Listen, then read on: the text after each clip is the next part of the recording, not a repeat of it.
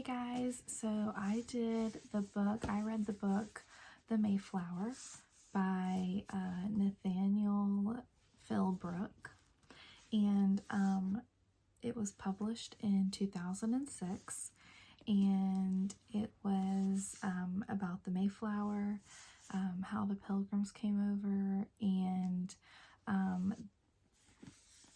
what some people don't know is that the reason that they came over on the Mayflower was because of religious reasons.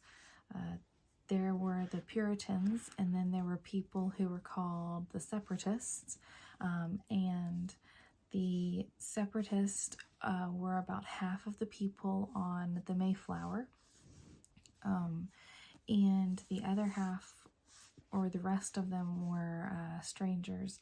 But basically, they wanted to worship however they wanted to. They didn't want to necessarily worship and follow the religion like the Puritans did. And they were called, the people who were on the Mayflower, they called them Pilgrims. That's why, that's where we get that word from today, is that they were travelers, and so they were just named the Pilgrims. They sailed on the Mayflower for about 65 days before they saw American soil, and it took them about 66 days, a little over 2 months, before they landed in Plymouth.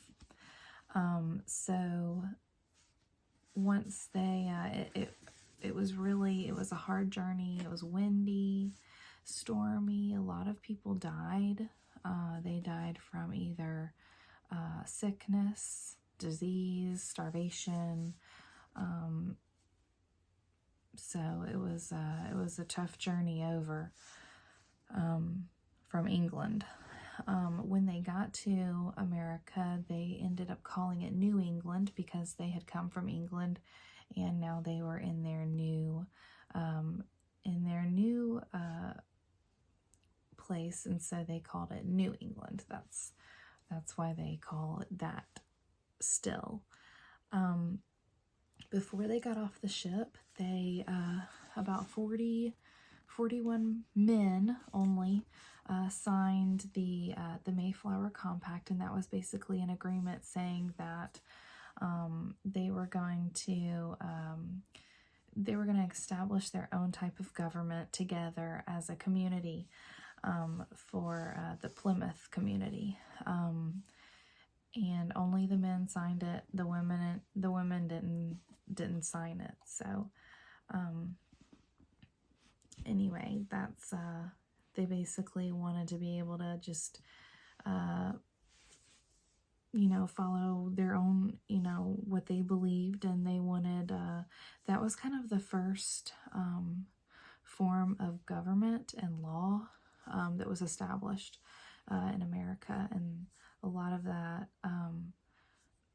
that is where we get our law and our government is based off of the Mayflower Compact. That was the very first form of government, basically. So it took them a little over 2 months, and when they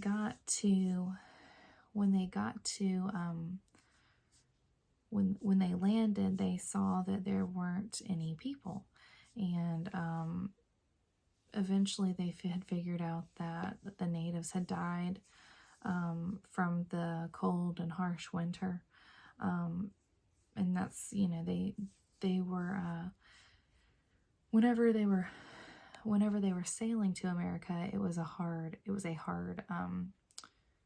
fall, early winter is when it was going on. So anyway,